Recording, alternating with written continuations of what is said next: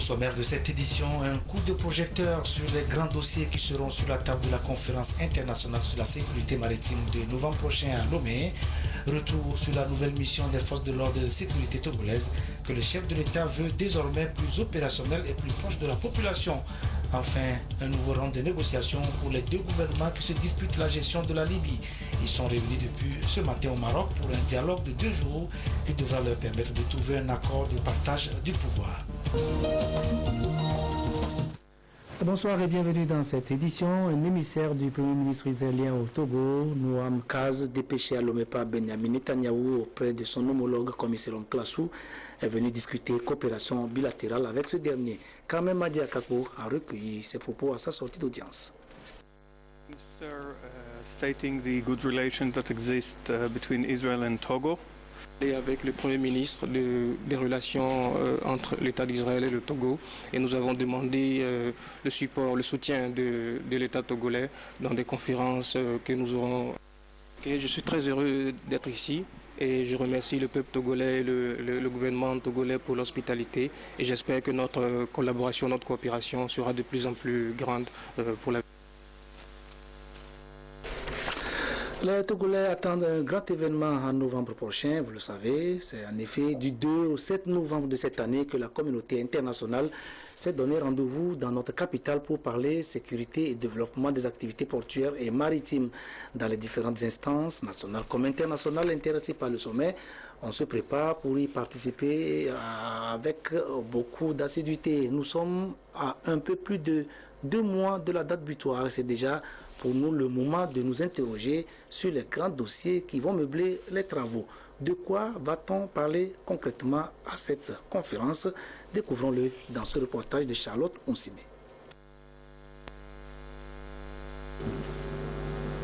Les jours s'égrènent et bientôt le sommet de l'Union africaine sur la sécurité et la sûreté maritime et le développement en Afrique. Une conférence internationale qui veut offrir de meilleures perspectives aux activités maritimes. Au niveau des parties prenantes, on met les bouchées doubles pour que l'organisation soit à la hauteur de l'événement. L'initiative revient en premier lieu à la diplomatie togolaise. Plus de 92% des exportations et importations en provenance ou à destination de l'Afrique passent par la mer. Le sommet de Lomé est la manifestation de la volonté de nos chefs d'État d'œuvrer chaque jour à l'affirmation du continent et d'œuvrer également pour son développement socio-économique à travers l'exploitation de toutes les potentialités à la disposition de l'Afrique.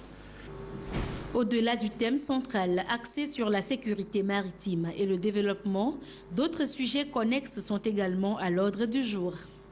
Et ce thème devra permettre à la conférence ou au sommet d'aborder des questions d'importance majeure, touchant notamment à la piraterie maritime, à la pêche illicite, non déclarée et non réglementée, les trafics illicites de tout genre transitant par la mer, la préservation de l'environnement marin et la mer comme facteur de développement.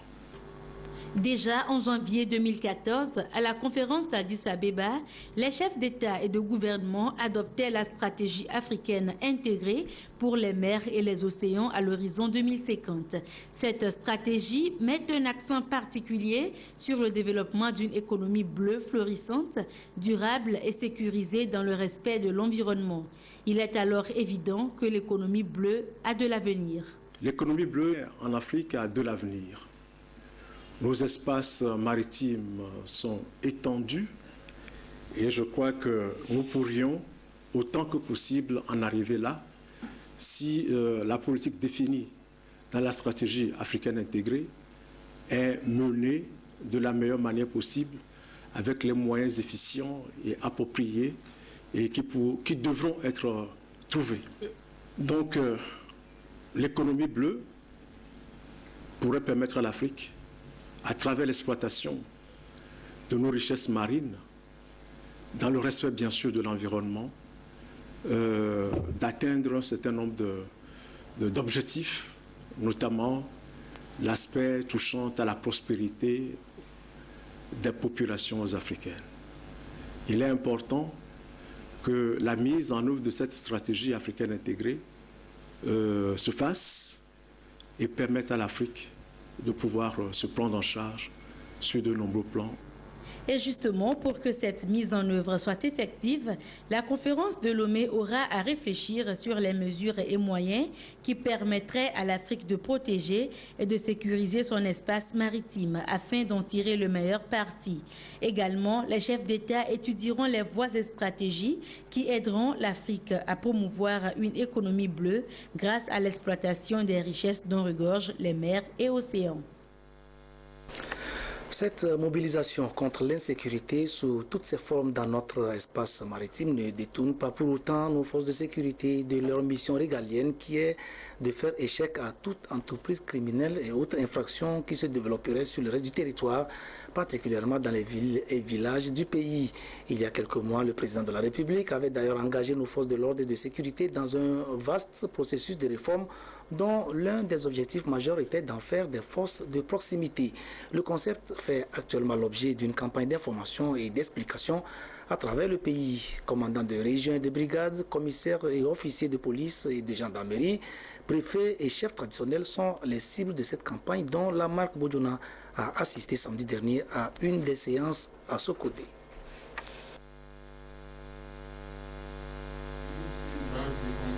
Sensibiliser et informer les commandants des brigades et chargés de commissariat de police sur le concept et la mise en œuvre de la police de proximité.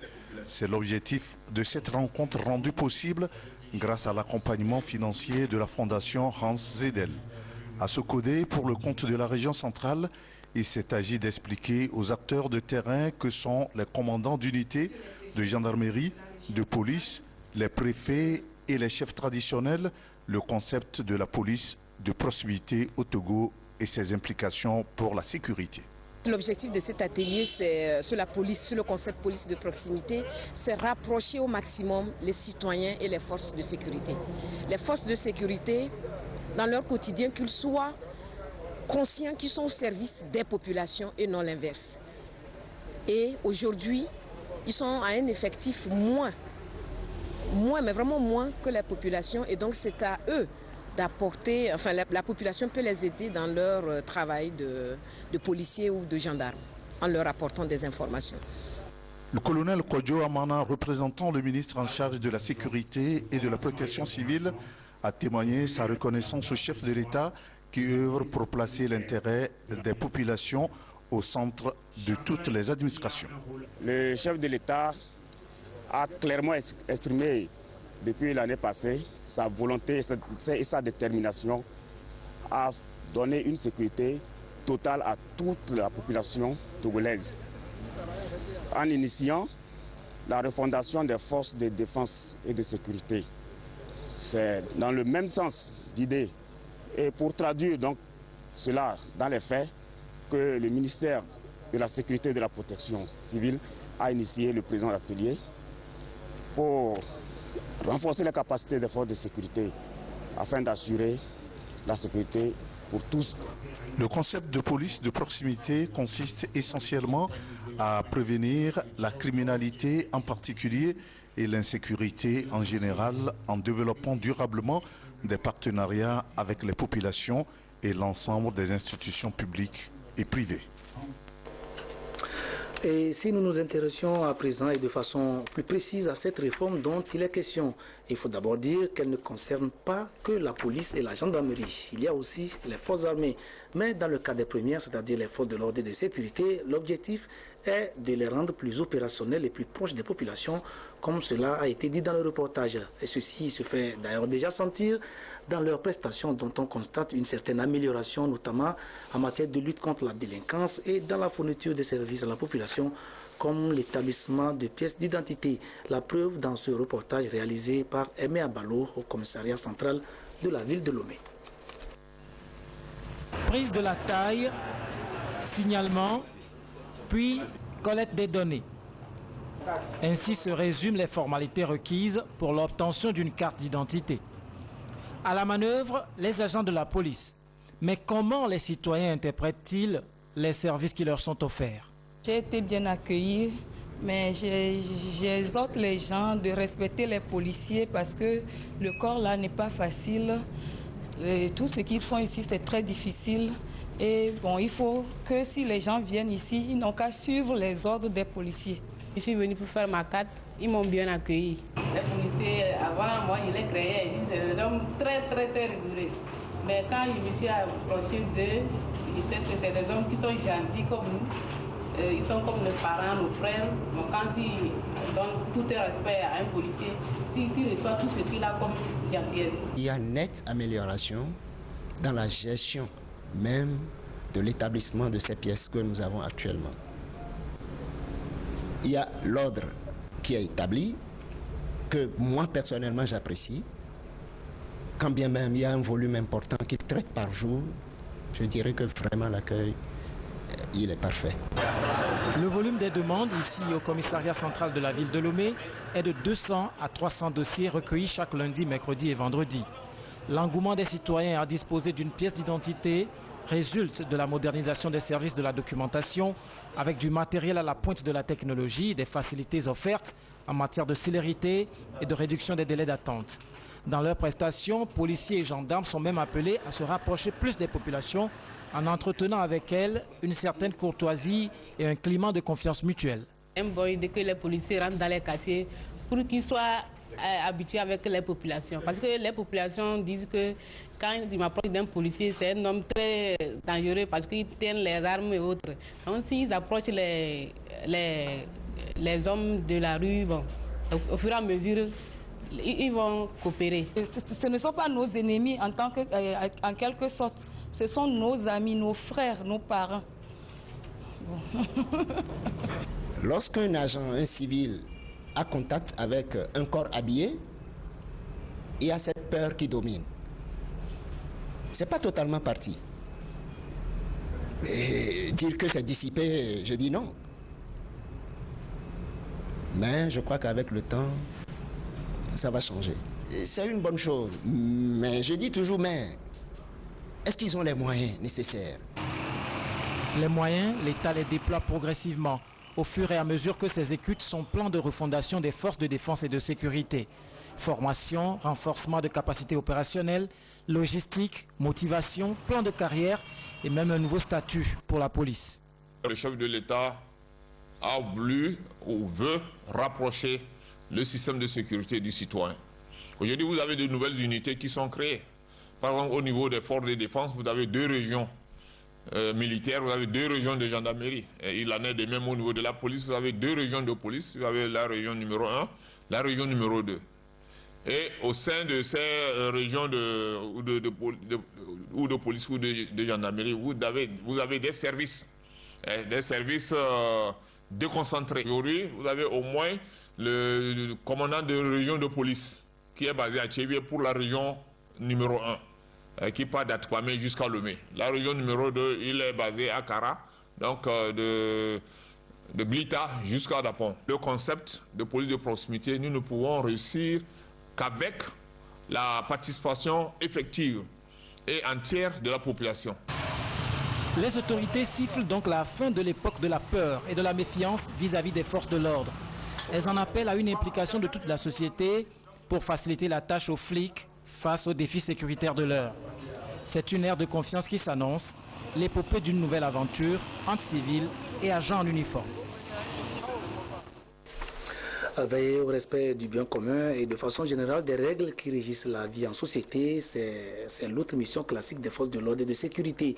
Le département en charge de la formation civique et de l'éducation à la citoyenneté peut toujours compter sur elle pour cela.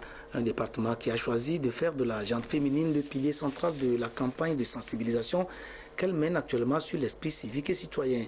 Il a réuni quelques-unes de ces femmes pour une formation sur la politique nationale de formation civique adoptée en juin 2014. Compte rendu, Antoinette Roman-Vovo.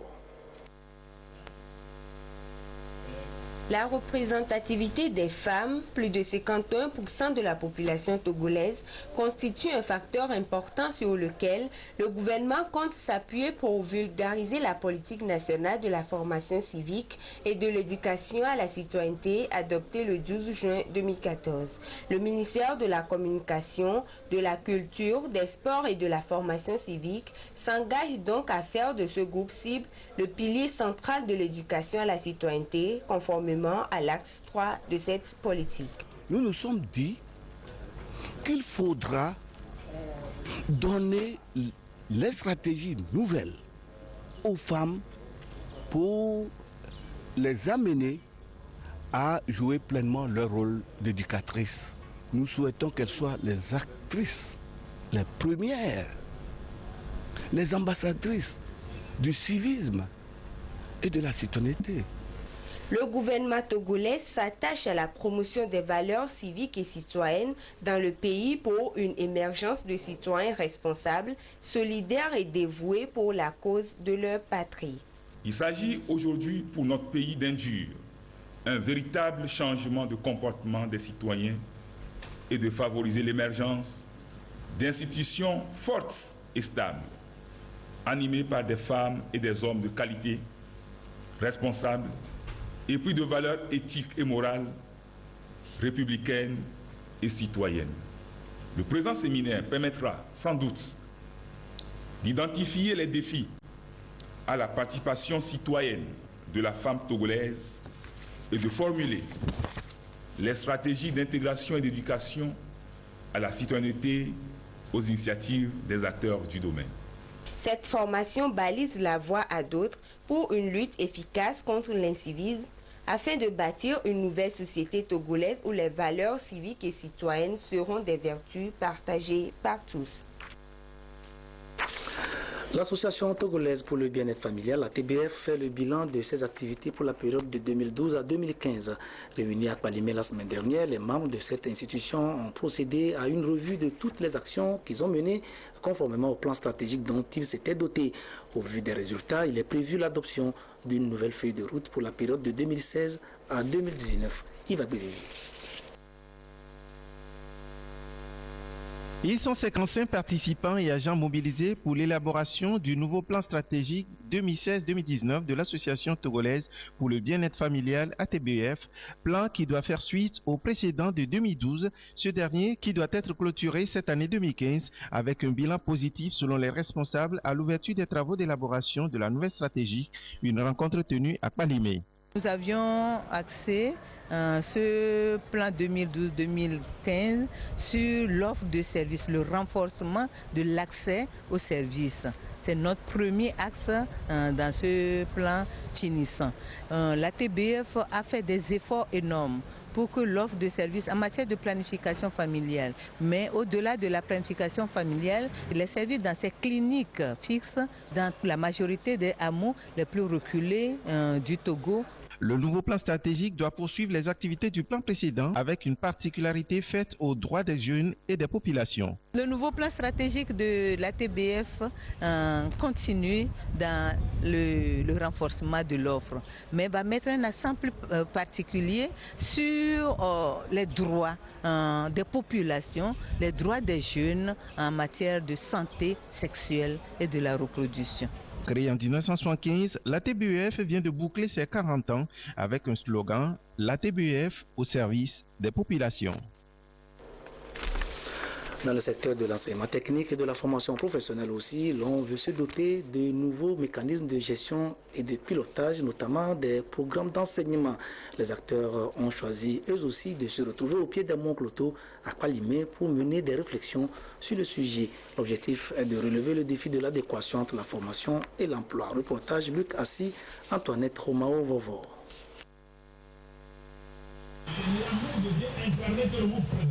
Depuis quelques décennies, le système d'enseignement technique et de la formation professionnelle offre l'opportunité à tous les citoyens d'apprendre et de maîtriser un métier pour une insertion adéquate dans le monde du travail. Aujourd'hui, ce secteur est en proie à des difficultés d'ordre matériel, logistique et académique. Face à ces défis, les acteurs nationaux du système se sont retrouvés ici à Kpalimé pour échanger et partager leur expérience en vue de s'accorder sur les mêmes orientations, stratégies et actions concrètes à imprimer au secteur pour ainsi lui insuffler une dynamique nouvelle. Nous aurons à parler de l'attribution de nos directions, le mode de pilotage de nos établissements. Bref, c'est une remise en cause de tout notre système pour qu'on puisse redémarrer sur de bonnes bases. Ça nous permettrait de redéfinir des programmes plus adaptés au marché de l'emploi et notre méthode de formation est formée pour le marché, non formée pour la recherche du travail. Le ministère de tutelle attend beaucoup des résultats de cette assise en vue de faire de l'enseignement technique et professionnel un véritable pôle de développement des compétences et d'accompagnement des différents secteurs socio-économiques. Nous avons beaucoup de défis à relever sur le plan des infrastructures et sur le plan des ressources humaines, mais surtout sur le plan pédagogique, où nous avons quelques problèmes par rapport au programme d'enseignement et au matériel didactique. Nous allons donc visiter toutes ces contraintes et tracer des lignes qui nous mèneront vers des solutions adéquates. Cette rencontre destinée à redéfinir le mode de pilotage du système de formation technique et professionnelle s'ajoute aux actions déjà entreprises, notamment l'équipement de quelques centres régionaux d'enseignement technique et de la formation professionnelle CRETEFP et la création du centre de formation des métiers de l'industrie CFMI à Lomé. Deux gouvernements pour un pays. Nous sommes en Libye. Depuis la mort du colonel Kadhafi, c'est le chaos dans ce pays. Plusieurs factions armées se disputent les différentes parcelles du territoire, pendant que les politiciens, eux, se disputent le pouvoir. De ce capharnaüm émergent donc deux gouvernements, chacun se réclamant de la légitimité populaire. Après plusieurs tentatives, les protagonistes ont fini par accepter de se parler, mais parviennent difficilement à un accord. La dernière réunion se tient depuis ce lundi au Maroc. Serait-ce la bonne? On attend l'issue pouvoir. De 48 heures du dialogue interlibyen s'ouvre ce lundi 24 août à Srirat, au Maroc. 2 jours de discussion destinés à trouver une solution de sortie de crise. Après 2 premières réunions à Genève en Suisse et à Casablanca au Maroc, les Nations Unies et les 2 parties impliquées dans le dialogue semblent déterminés à trouver le chemin vers une coopération entre les 2 gouvernements. L'antagonisme entre les parties libyennes est particulièrement important. Ce dialogue, qui est donc la succession de plusieurs dialogues depuis plusieurs mois, est probablement celui d'une nouvelle chance. La chose la plus importante, c'est la stabilité et la paix en Libye. Il y a donc le dialogue qui est particulièrement suivi par l'Algérie d'un côté, le Maroc de l'autre, mais aussi ceux qui se réunissent donc en Suisse. La Ligue arabe, par exemple, a un souci particulier de lutter contre la présence aujourd'hui avérée, sinon confirmée, de l'État islamique en Libye. Un dialogue suivi par les pays voisins de la Libye, puisque le pays pourrait jouer un rôle majeur dans la lutte contre l'État islamique. Le désarmement des milices pour plus de coordination entre les 2 gouvernements serait également un des enjeux à long terme de ce dialogue. Le plan proposé à nouveau consiste donc pour les Nations Unies à avoir un gouvernement donc d'union nationale nouveau. La pression populaire en Libye est aujourd'hui très importante, encore plus importante que par le passé, et sans doute qu'elle va peser. Si jamais on arrive à un accord négocié, l'application sur le terrain va être une vraie difficulté. Le rôle des milices qui ne sont pas conviées à ce dialogue va être aussi assez compliqué parce qu'il va falloir les désarmer. Et puis la circulation évidente, avérée, dangereuse des armes dans ce pays posera encore un autre problème. Les Nations Unies se sont données jusqu'au début du mois de septembre 2015 pour faire signer aux 2 camps un accord de paix. En France, les 3 jeunes Américains qui ont sauvé les passagers d'un train en provenance d'Amsterdam pour Paris via Bruxelles d'un carnage ont été décorés ce lundi à l'Élysée par le président François Hollande. À leur côté, le Britannique qui leur a prêté main forte dans leur lutte contre le terroriste. Arrivés incognito pour faire du tourisme dans l'Hexagone, les voilà donc élevés au rang de héros par toute une nation qui leur exprime sa reconnaissance à travers sa plus haute distinction honorifique, la Légion d'honneur.